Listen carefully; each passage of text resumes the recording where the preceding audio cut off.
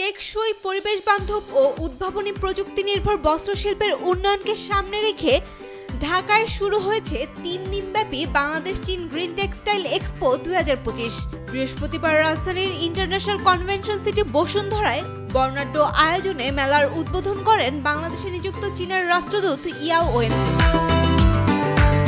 Chinese enterprises association in Bangladesh ও Savor international limited যৌথভাবে এই আয়োজন করেছে। সহযোগী হিসেবে রয়েছে বিজিএমইএ ও সাংহাই ক্লাইমেট উইক।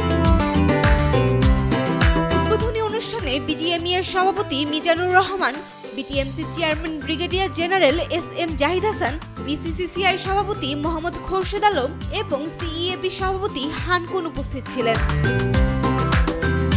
উদ্বোধনী অনুষ্ঠানে রাষ্ট্রদূত ইয়াও ওয়েন বলেন, এই প্রদর্শনী শুধু দুই দেশের অর্থনৈতিক সহযোগিতা নয়, বরং আধুনিক প্রযুক্তি ও সবুজ বস্ত্রায়নে চীনের অগ্রগতি তুলে ধরছে।